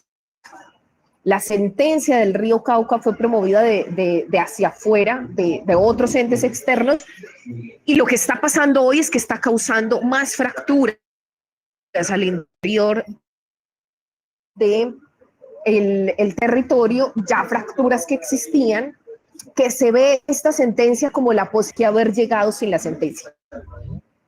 Los instrumentos judiciales no son para que el Estado haga lo que ya per se tiene que hacer y la Constitución les obliga que tiene que hacer.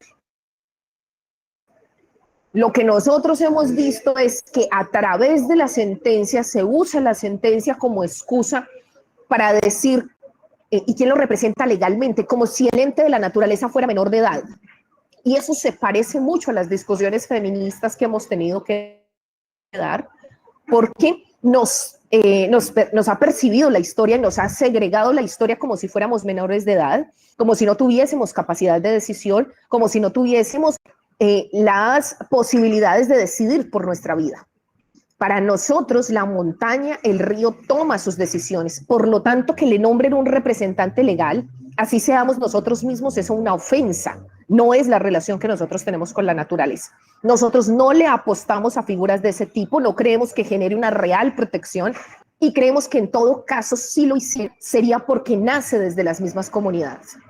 La relación antropocéntrica, que es para nosotros la base de las problemáticas y la crisis civilizatoria y los problemas planetarios que tenemos hoy en día, no solo de calentamiento global, sino de crisis en términos de lo que está pasando con la biodiversidad. El fundamento para nosotros de esa crisis es precisamente la relación con la naturaleza, la relación con el entorno. Para los cañoneros y las cañoneras, el río toma decisiones, y Andrés, que estuvo por allá, pues podía sentir cómo se le otorga al río una entidad, un misticismo, un lugar determinante en la vida de los cañoneros y cañoneras, y eso quiere decir que no es una relación entre iguales, ni es una relación de superioridad. Si el río es capaz de tomar la decisión de arrebatarle la vida a alguien, no sé si los compañeros que nos han visitado han escuchado esas historias, es decir, se rescatan cuerpos del río Cauca solo cuando otro humano ha decidido tomar la vida de esa persona, no cuando el río ha decidido tomar la vida de esa persona. Y esos son los famosos ahogados. Los ahogados no se rescatan y es porque se respeta la decisión del río de haber tomado esa vida. Eso en la cultura cañonera es sumamente profundo. Si el río toma la decisión de tomar una vida es porque es una deidad, porque está por encima de nosotros. Hay una relación distinta entonces con ese río. Cuando se empieza a proponer por parte de algunos abogados que nosotros hiciéramos una tutela en el sentido que lo habían hecho compañeros del río Atrato, la explicación de la gente es: nosotros no podemos darle derechos a la naturaleza. Es ella la que nos da derechos a nosotros. Es ella la que nos permite comer, es ella la que nos permite estar, es ella la que nos permite habitar. Y es el río el que nos permite, no nosotros a él.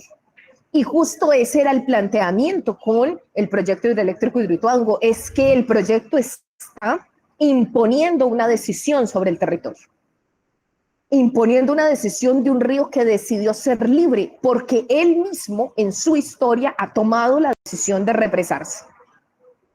Hace muchos años hubo una gran avalancha en lo que conocemos la zona de Sabana Larga, el megadeslizamiento del Guásimo, y eso se entiende en la cultura y en la tradición cultural como el cañón decidió represarse. Él mismo se desrepresa, él mismo toma la decisión de cómo comportarse. Ese cañón tiene vida, tiene una manera de decidir. Y es así como conocemos muchas veredas del cañón que se han tenido que relocalizar porque el cañón decidió moverse. Y ese movimiento en masa, pues, arrasó con veredas, sobre todo del municipio de Peque, que se han tenido que trasladar para otro municipio. Eso hace parte de la lógica. Entender, escuchar y aprender del cañón hace parte de la forma de vida cañonera. Entonces, cuando le dicen a los cañoneros y cañoneras es que el río Cauca lo hemos declarado sujeto de derechos, al río Cauca un juez, un magistrado le ha dado derechos, la gente lo primero que pregunta es: ¿ese magistrado es humano o no es humano? Si es humano, no tiene ninguna potestad sobre el cañón. No somos los humanos los que tenemos potestad sobre el cañón. Y quería traerles esa reflexión porque creo que es importante para la discusión.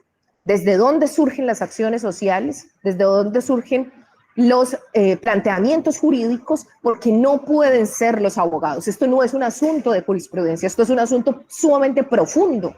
Ninguna decisión judicial puede llegar a romper, puede llegar a dañar, tiene que llegar a promover. Hoy tenemos instrumentos mucho más poderosos de protección que lo que es este tipo de decisiones, y la mejor demostración es lo que ha pasado con ellas en el país. Muchas gracias por el espacio y bueno, por entrar por aquí solo como a saludar y decir algunas palabras desde nuestra experiencia. Gracias, Isabel. Si luego te logras quedar unos minuticos para compartir aquí la reflexión, le doy la palabra a Margarita, pero antes me hace pensar tu intervención y tu reflexión también un poco en lo que ha pasado con la sentencia 4360 de la misma Amazonía. Ya empiezan a aparecer varias críticas respecto de cómo esa sentencia y ese proceso fue hecho desde Bogotá, básicamente sin que se incluyeran los actores territoriales, a las comunidades étnicas, negras, indígenas y campesinas de allí, de esta región. Entonces, me hiciste pensar en la reflexión que nos comparte la profesora Cristina Lyons a propósito de cómo mejorar los conflictos. Ella invita a cómo mejorar los conflictos con un diálogo entre estas distintas ontologías que han quedado por fuera de esa discusión jurídica.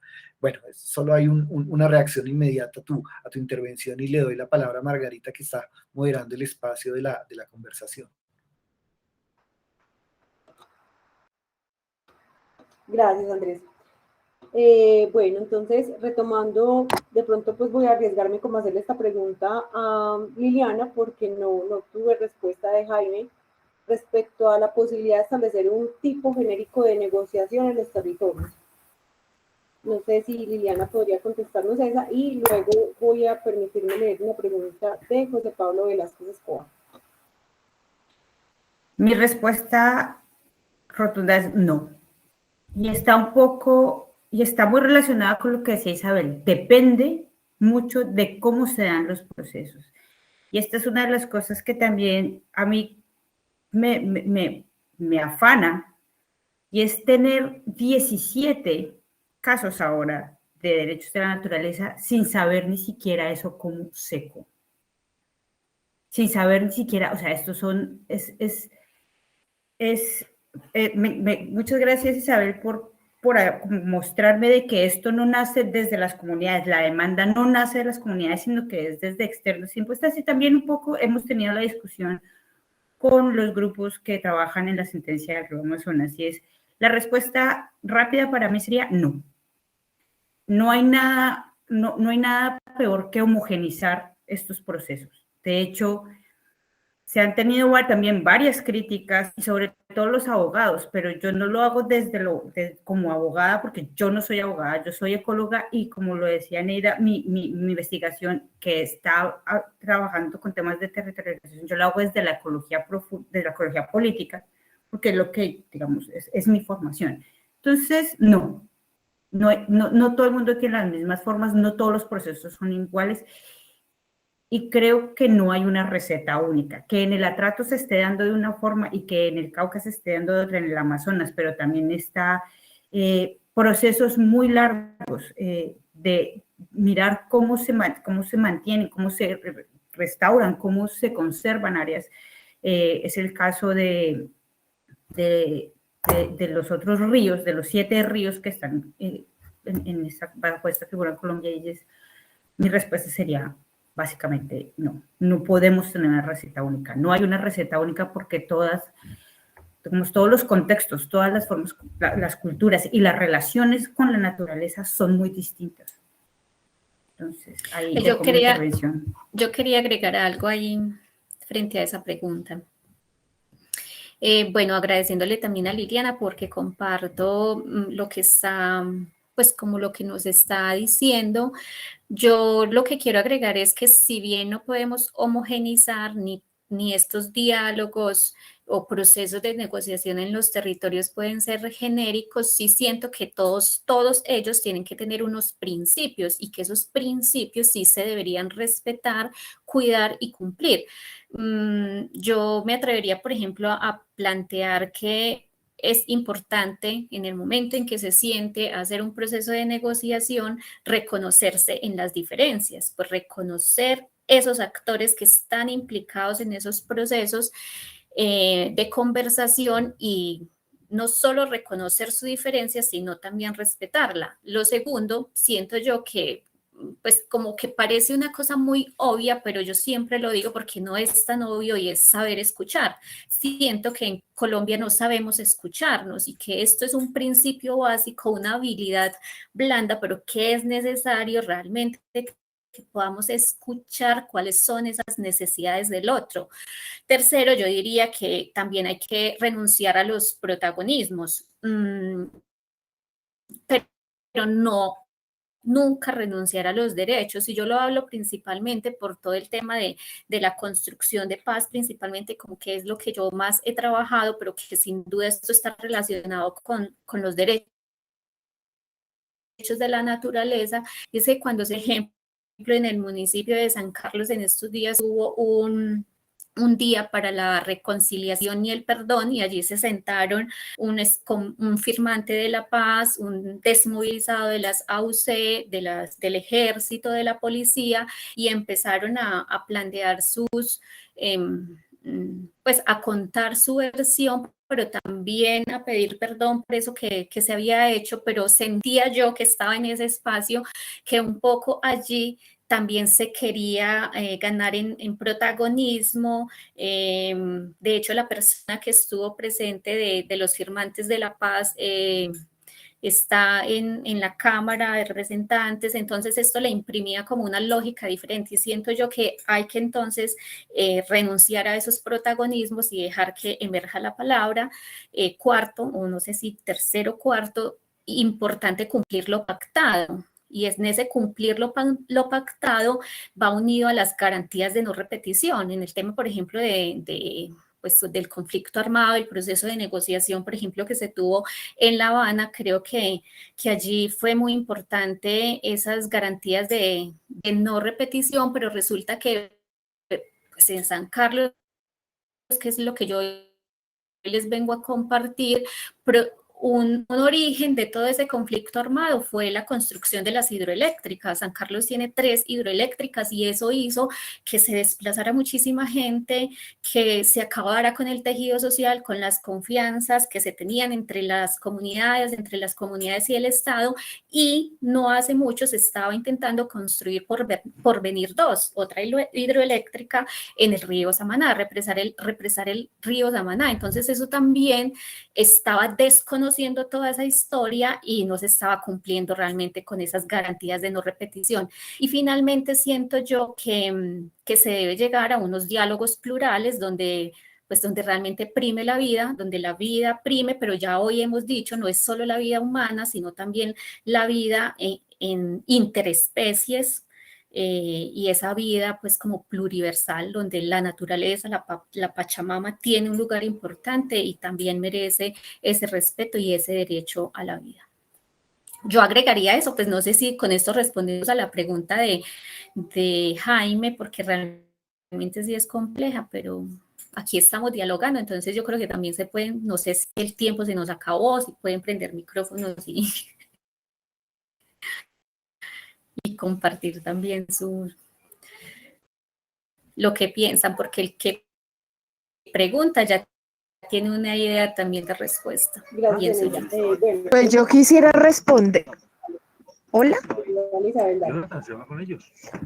Con relación a tu pregunta, y es que casi siempre lo que pasa con el término diálogo es como si se nos asumiera a todos los actores como iguales. Lo principal en un diálogo, y he estado en muchas mesas de negociación, lamentablemente, porque son mesas durísimas, es que se nos olvida que hay una asimetría de poderes. No hay diálogo con esas profundas asimetrías de poder. No hay posibilidad de diálogo, por eso no puede haber receta. Y no puede haber receta no solo en el sentido de la diversidad de lo que somos como comunidades, sino de las asimetrías de poder, y porque no hay un Estado mediador. Nosotros no tenemos en Colombia un real Estado que medie en los conflictos. Entonces eso quiere decir que las comunidades, las resistencias, estamos completamente solos y solas. Y en ese sentido, pues la asimetría de poder es mucho mayor. Casi siempre el Estado se presenta como el mediador, pero está del lado de las multinacionales, está del lado de los megaproyectos, está del lado de las empresas. Entonces es un mediador que termina sirviendo a un actor, a una parte del diálogo, a un actor interesado. Reconocer esos intereses y develar esos intereses hace parte de un diálogo con garantías. Uno no se sienta en un diálogo sin garantías. Es muy difícil hacerlo. ¿Por qué? Porque el otro, mientras estás dialogando, te manda a matar o te manda a meter a la cárcel. Y no tienes entonces las condiciones para dialogar. Por eso no hay principio que pueda atravesar eso. No, es el reconocimiento de las asimetrías de poder, el reconocimiento de quiénes son esos actores, no quienes aparentan ser. Y yo puedo dar una demostración concreta de cómo esos diálogos son funcionales a la apariencia de que tenemos Estado en Colombia. Y es que la oficina para la consulta previa de las comunidades está en el Ministerio del Interior y no en el Ministerio de Cultura. Se supone que es una oficina que tendría que hacer la tarea de consulta, de dialogar ampliamente con unas comunidades étnicas para poder tramitar el desarrollo de un proyecto en su territorio. ¿Por qué hace parte del Ministerio del Interior? ¿Por qué la Oficina de Asuntos Religiosos, para ponerles otro ejemplo, hace parte del Ministerio del Interior? No hace parte del Ministerio de Cultura. Y eso es por una razón. Y es porque consideran el diálogo y la participación ciudadana como un peligro, como un asunto de seguridad, y no como un asunto realmente cultural y un asunto de diálogo.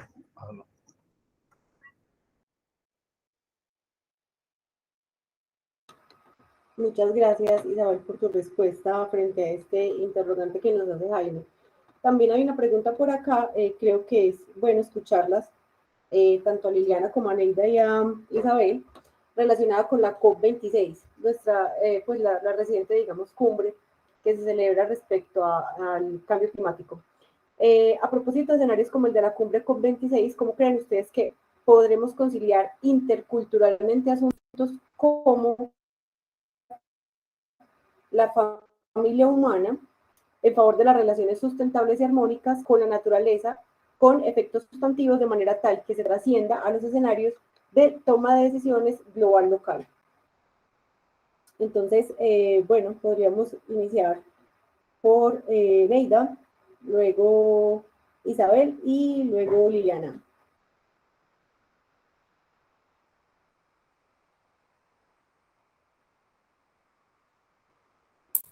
Hola. Hola, ¿me escuchan? Sí, dale, Neida. Bueno, me parece supremamente difícil la pregunta, profe José Pablo. Yo, pues realmente en este momento no he leído como los resultados de esa cumbre del cambio climático. Yo me atrevería a plantear que sí es necesario conciliar interculturalmente estos asuntos y que para eso también tenemos que partir de pararnos en enfoques y perspectivas teóricas que nos ayuden a comprender que lo que está sucediendo en América recojan pues lo local, lo que nos ha sucedido a nosotros como territorio. Yo creo que ahí entonces las perspectivas críticas latinoamericanas tienen mucho para decirnos, donde esas lecturas no pueden hacerse desde un solo actor o desde una sola perspectiva, sino que invitan a las ecologías de saberes, a esos diálogos plurales y también a trabajar en clave colectiva y ecológica. Realmente, no sé, hay autores que plantean que para que podamos abordar esas problemáticas también es necesario hacer un giro epistemológico, decolonizar muchos de los saberes que tenemos, y yo creo que como que hacia esa perspectiva, en ese camino, estamos avanzando. Y en ese sentido, la universidad, la academia, pero sobre todo las comunidades de base tienen mucho por enseñarnos, aunque han sido las principalmente excluidas y vulneradas, creo que también han sido las que se han abanderado de estos procesos, y desde allí creo yo que podríamos recoger aprendizajes, saberes y ponerlos en clave de la sostenibilidad y la sustentabilidad, pues como recoger todo eso que tenemos y mirar hacia dónde debemos realmente lograr incidencias, no solo locales, regionales, sino también que trasciendan pues el continente, y dado que esto no es un problema únicamente que nos está afectando a nosotros, sino a todo el planeta. Dejaría por aquí, pero sí siento como que es un gran desafío, que nos falta mucho por hacer y que debemos no desistir, sino siempre es continuar resistiendo, continuar trabajando en pro de, pues como de esto que el grupo de estudio de ecologías políticas había ya la plantea y es pensarnos como los comunes, y yo creo que ahí pues el buen vivir o el vivir bien, las comunidades indígenas tenemos mucho para aprender de ellas, y yo insisto un poco, dejar esos egos desde lo que nos hemos formado y empezar a conversar más, aunque eso no sea fácil, aunque eso esté mediado por lo que ya nos decía Isabel. Y yo dejo por acá. Gracias, Zenaida. Liliana nos quiere compartir su reflexión acerca de esta pregunta. Yo quería preguntar qué pasó con la profesora Gloria, que también estuvo, que no la veo. Sí, ella me escribió hace poquito que tuvo problemas como de electricidad. Se quedó sin luz, parece. Claro, gracias. No, que era para preguntar por ella, y es... Voy a tomar un poco lo que decía Neida antes del protagonismo, y es la COP de cambio climático es una de las COP que se hacen. Pero digamos, los factores de cambio, los drivers de cambio, no solamente son el cambio climático, pero tenemos muchos otros a los que nos falta, de los que nos falta trabajo, pero por ejemplo, nadie habla de la COP de biodiversidad. Y en esta discusión encontramos elementos en donde eso que Neida llama como al diálogo de saberes, al diálogo, a la integración de sistemas de conocimiento, en donde no solamente el que da la cifra, el que grita más duro, el instituto de investigación, la academia hace parte de esto, pero también el rol que han cumplido las organizaciones sociales, las organizaciones, vamos a hablarlo en términos colombianos y es más étnicos, entendido como, porque los grupos étnicos en África son quienes, son las comunidades negras en África. Entonces, a mí digamos que me desinfla un poco que las discusiones siempre se dan alrededor de la COP de cambio climático, pero nunca se dan alrededor de las COP de biodiversidad y servicios ecosistémicos. Entonces tenemos el IPCC que hace unos informes en donde las cifras son súper alarmantes, pero nadie revisa los informes que hace el IPBES, por ejemplo, que es la plataforma intergubernamental de la biodiversidad de los servicios ecosistémicos, y que revisa una de las partes de todos esos drivers que hacen, digamos, que estos cambios se generen. Entonces, la pregunta es, ¿cómo poderlo relacionar? Las señales son claras y también tenemos que revisar el tema de escalas. Y es otro de los drivers que tenemos para estos cambios que se están dando en las transiciones del antropoceno son, por ejemplo, el ciclo de carbono y el fósforo. Pero entonces, ¿quiénes están haciendo estas mediciones? ¿Por qué no estamos hablando de la pérdida de biodiversidad o pérdida de recursos hídricos, por ejemplo? En Colombia damos por sentados que no va a llegar la guerra del agua, pero en algunos escenarios ya las tenemos. Entonces son las comunidades locales, ahí a escala, a ese nivel de escalas en donde podemos discutir cuáles son esos aportes, y los aportes se hacen. Pero ahí sí es un poco lo que decía Cristina, y es saber, no es saber, Cristina, perdón, la profesora Neida, que es cómo dar esas señales sin no perder protagonismo. Yo los invito a que revisen qué se están planteando desde las otras plataformas intergubernamentales, porque la COP de cambio climático no es la única. Los factores de cambio que nos están llevando como estos, que son los que, digamos, se han identificado en esta era del antropoceno, porque las discusiones de cambio climático sí son importantes, nosotros nos vamos a ver directamente afectados, sí, por supuesto, pero también tenemos otras formas de dar estas señales, y esas relaciones ya se reconocen, pero lo que decía también la otra compañera, y es los poderes dentro de estas mismas varían mucho en la calidad de la información, en cómo se está presentando, en lo que presentan los países. Yo me acuerdo mucho, y es, por ejemplo, cuando Colombia tiene que hacer estos informes para llevar a la COP, porque pues, son informes de país. Todos los institutos del Sistema Nacional Ambiental, que podrán decir lo que quieran decir, pero somos de los pocos países que sabemos qué biodiversidad tenemos, al detalle que la tenemos. Entonces creo que Colombia también siempre tira como diciendo, mire, por este lado podemos mirar por aquí, y son decisiones de Estado. Ya los gobiernos son distintos.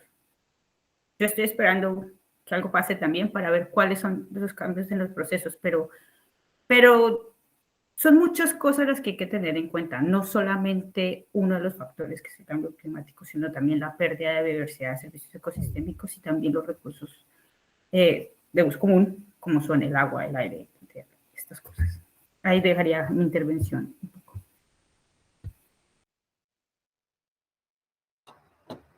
Muy bien, Liliana, muchísimas gracias.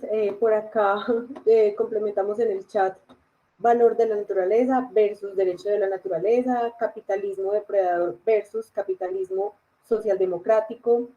Se propone como un seguir y continuar trabajando, conversar más, transformándonos y transformando. Y lo que decía Liliana, pues precisamente no solamente es reuniones como la COP26, sino cualquier cantidad de reuniones que se dan alrededor de temas pues, ambientales y relacionados con la naturaleza, sobre los que habría que reflexionar. Bueno, si no hay más preguntas por acá, pues vamos dando cierre a esta mesa.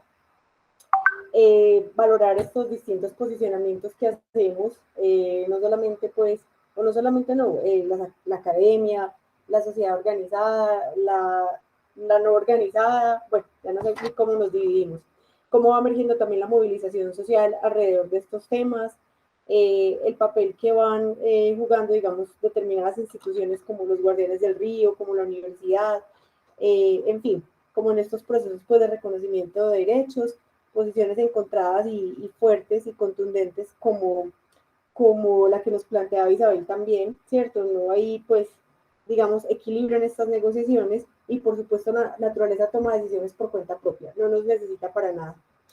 Entonces, bueno, Andrés, no sé si quieres dar algunas palabras para despedirte. Sí, me quedo pensando y pues agradeciendo como sus intervenciones, cuando llegará el momento en que la naturaleza esté aquí sin estas mediaciones humanas mismas, ¿no?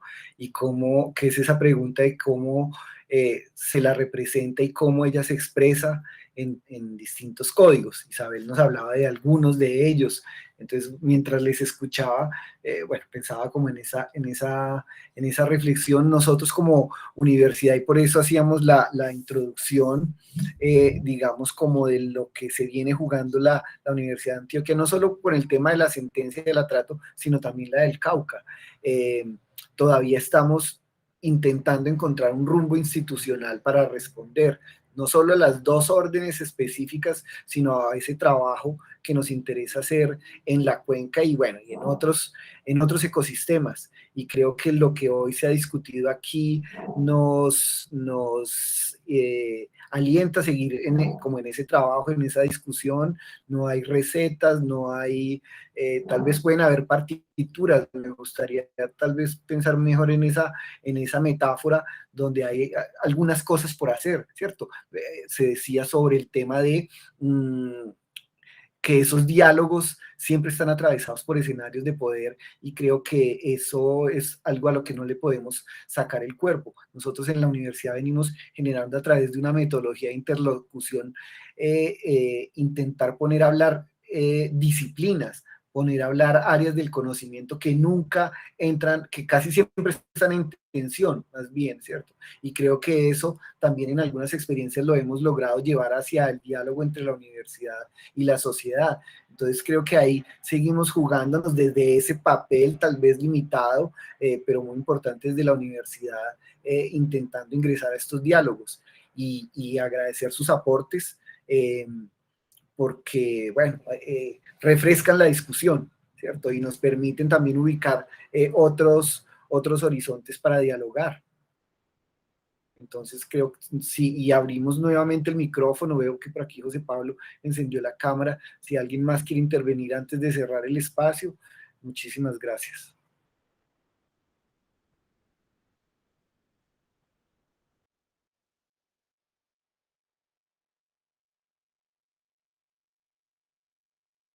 Me agradó mucho haber estado en esta mesa tan significativa, y como lo puse en el chat, ustedes con ese trabajo tan importante, tan disruptivo en tiempos de tanta indiferencia, aunque las necesidades ya no nos estamos jugando la vida, sino la sobrevivencia en este planeta, nos debería llevar a reaccionar de forma mucho más enérgica y contundente, pero ustedes ya lo vienen haciendo y eso para uno es muy admirable, me renueva la esperanza y como lo dije ahí, les reconozco, les respeto y les admiro. Un abrazo fraterno y muchas gracias.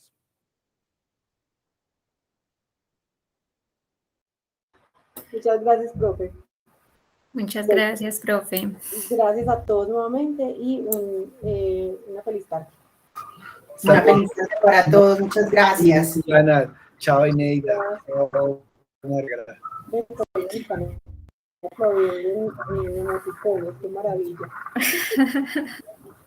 Muchas gracias. Gracias a todos ustedes, que estén muy bien.